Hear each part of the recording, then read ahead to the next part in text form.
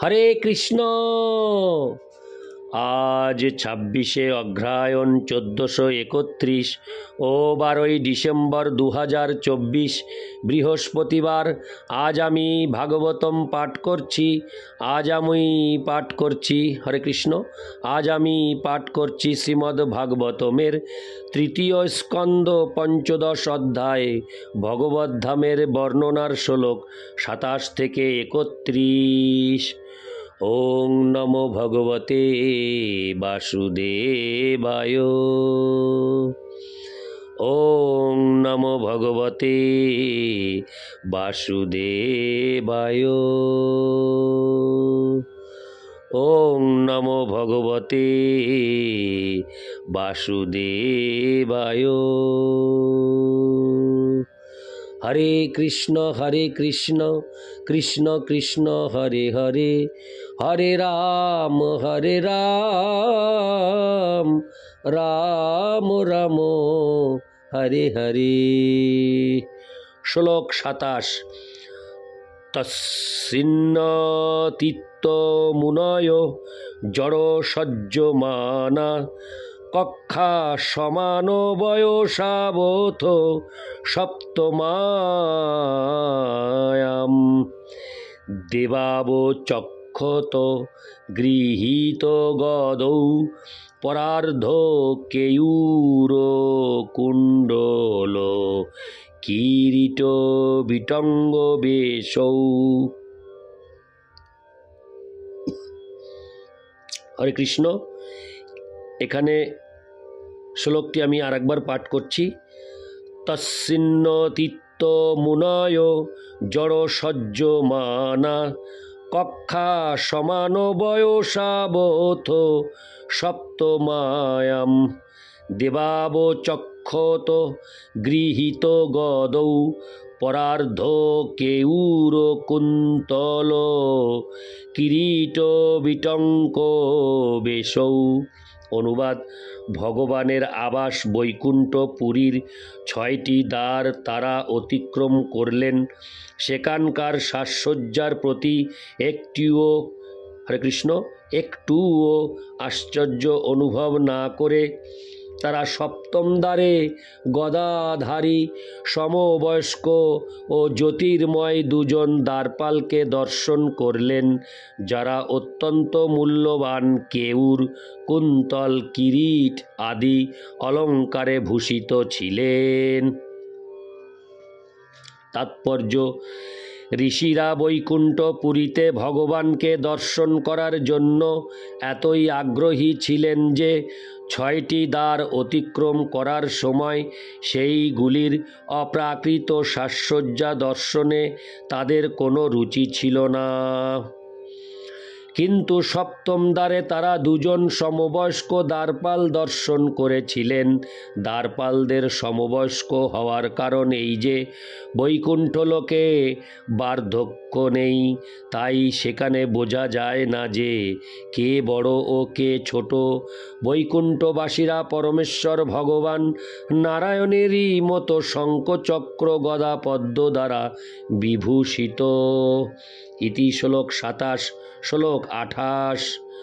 মত্তদীরে পবন মালিকয়া নিবিতৌ বিন্যস্তয়া শীত চতুষ্টয় বাহু মধ্যে বক্ত্রং ভ্রুবা কুটিলয়া স্ফুট নির্গমাভ্যং রক্তেক্ষণেন চ মনাগ্রভসং দধানৌ।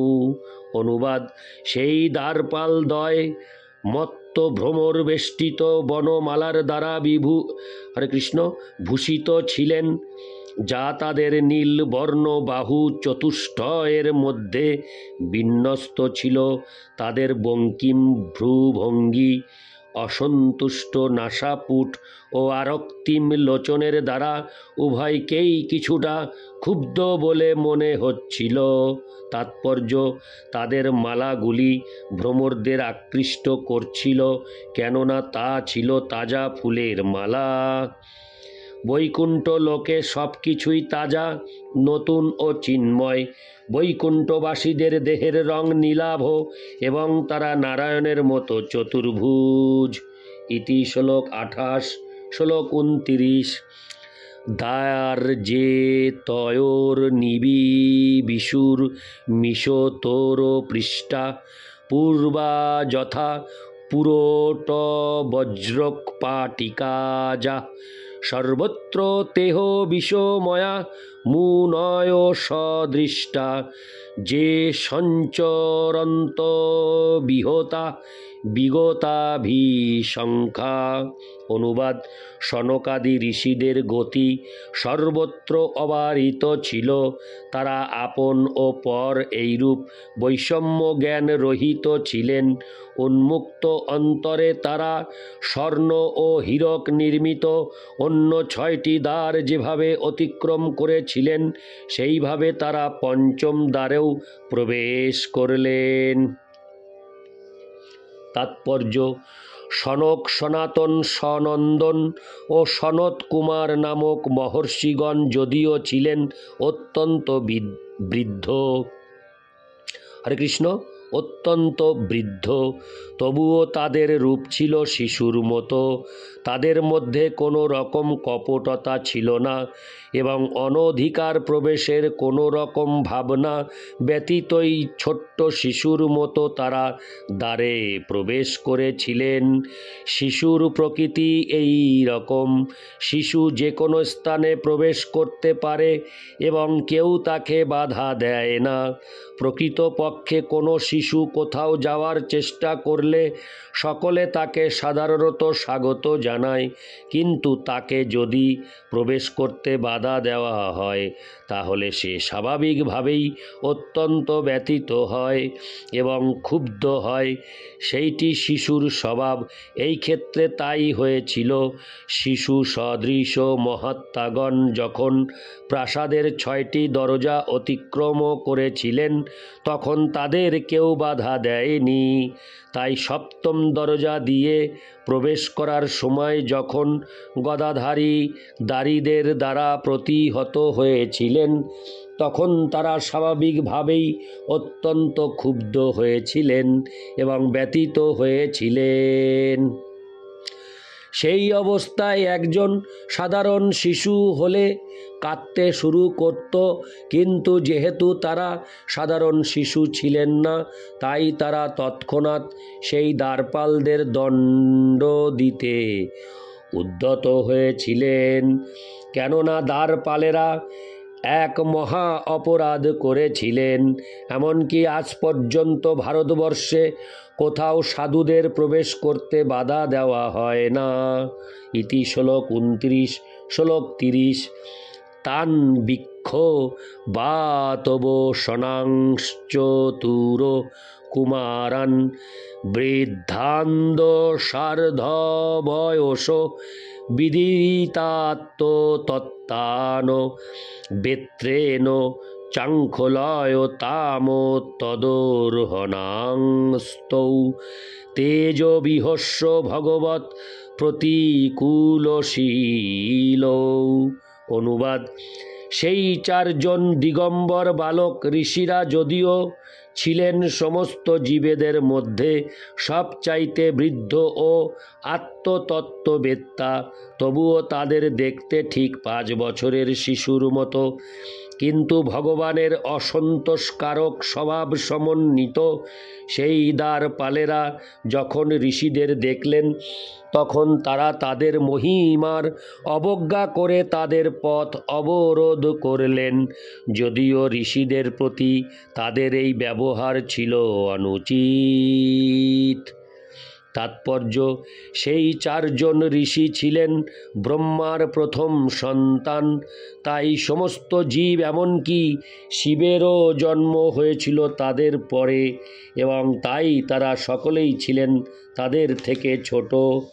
যদিও তাদের 5 বছরের শিশুর মতো মনে হচ্ছিল এবং তারা উলঙ্গ হয়ে সর্বত্র বিচরণ করতেন, তবুও কুমারেরা ছিলেন অন্য সমস্ত জীবেদের থেকে জ্যেষ্ঠ ও আত্মতত্ত্ববেত্তা।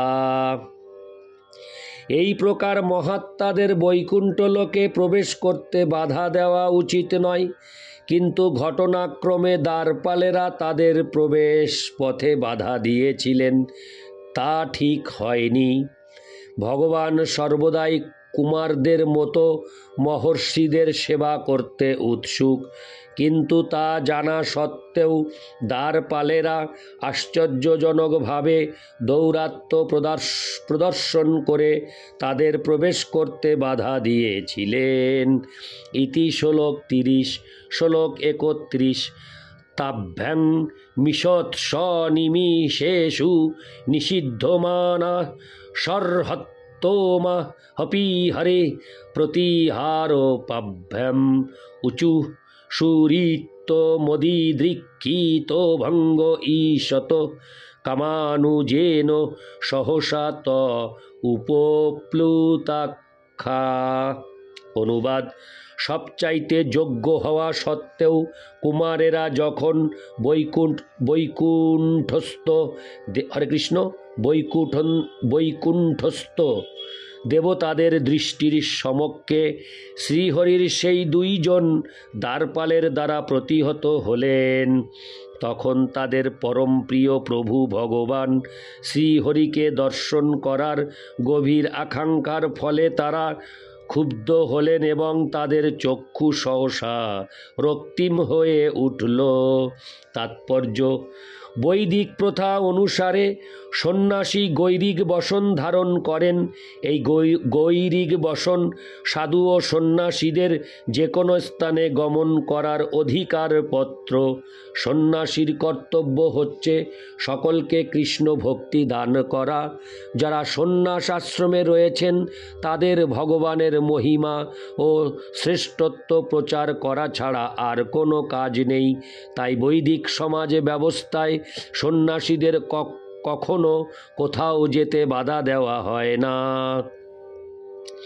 তিনি তার ইচ্ছা মতো সর্বত্র বিচরণ করতে পারেন এবং গৃহস্থদের কাছ থেকে যে কোনো উপহার দাবি করতে পারেন। কুমারেরা পরমেশ্বর ভগবান নারায়ণকে দর্শন করতে এসেছিলেন। সুরিত্তম বা সমস্ত বন্ধুদের মধ্যে শ্রেষ্ঠ কথাটি গুরুত্বপূর্ণ। শ্রীমদ্ ভগবদ গীতায় শ্রীকৃষ্ণ উল্লেখ করেছেন যে তিনি হচ্ছেন সমস্ত জীবের সর্বশ্রেষ্ঠ বন্ধু। সুহৃদং সর্বভূতানাম। ভগবানের থেকে অধিক শুভাকাঙ্ক্ষী বন্ধু জীবের আর কেউ নেই। তিনি সকলের প্রতি এতই করুণাময় যে তার সঙ্গে আমাদের সম্পর্কের কথা সম্পূর্ণ ভুলে গেলেও তিনি কখনো কখনো স্বয়ং আসেন, যেমন এই পৃথিবীতে শ্রীকৃষ্ণ নিজে এসেছিলেন, এবং কখনো কখনো তার ভক্ত রূপে আসেন, যেমন শ্রী চৈতন্য মহাপ্রভু এসেছিলেন, এবং কখনো কখনো তিনি তার শুদ্ধ ভক্তদের পাঠান অধঃপতিত জীবেদের উদ্ধার করার জন্য। তাই তিনি হচ্ছেন সকলেরই পরম শুভাকাঙ্ক্ষী বন্ধু, এবং কুমারেরা তাকে দর্শন করতে চেয়েছিলেন। দ্বারপালদের জানা উচিত ছিল যে চতুষ্ষণদের আর কোনো উদ্দেশ্য ছিল না, এবং তাই প্রাসাদে প্রবেশ করতে তাদের বাধা দেওয়া সমীচীন হয়নি। এই শ্লোকে আলংকারিকভাবে উল্লেখ করা হয়েছে যে ঋষিদের যখন তাদের পরম প্রিয় ভগবানকে দর্শন করতে বাধা দেওয়া হয়েছে, তখন কামের ছোট ভাই সহসা সেখানে আবির্ভূত হয়েছিল। কামের ছোট ভাই হচ্ছে ক্রোধ। কামনা যদি পূর্ণ না হয় তখন তার ছোট ভাই ক্রোধের উদয় হয়। এখানে আমরা দেখতে পাই যে কুমারদের মতো মহর্ষিরাও ক্ষুব্ধ হয়েছিলেন। হরে কৃষ্ণ, ক্ষুব্ধ হয়েছিলেন। কিন্তু তাদের এই ক্রোধ ব্যক্তিগত স্বার্থে হয়নি।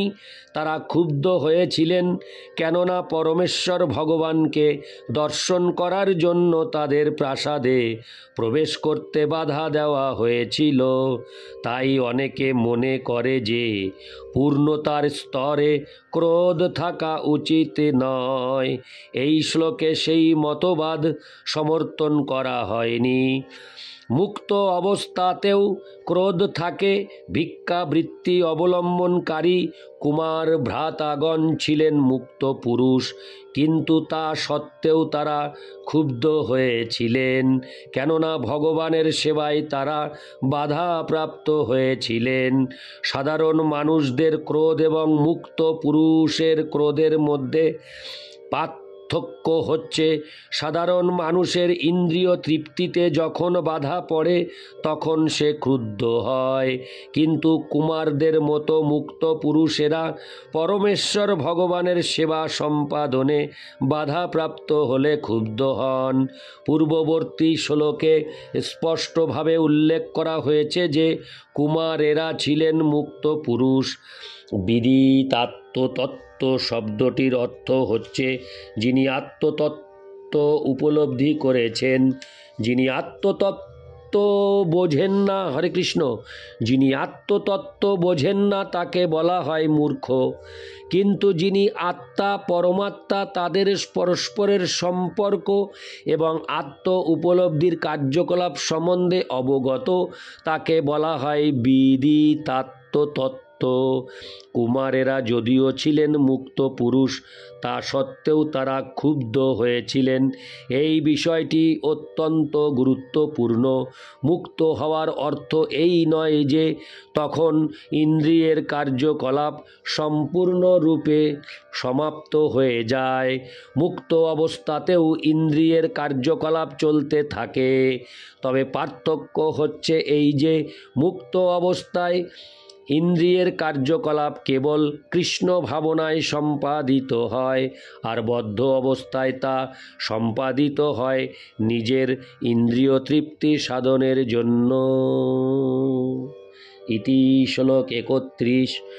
ওং নমো ভগবতে বাসুদেবায়। ওং নমো ভগবতে বাসুদেবায়। ওং নমো ভগবতে বাসুদেবায়। হরে কৃষ্ণ কৃষ্ণ কৃষ্ণ হরে হরে, হরে রাম রাম রাম হরে হরে। হরে কৃষ্ণ।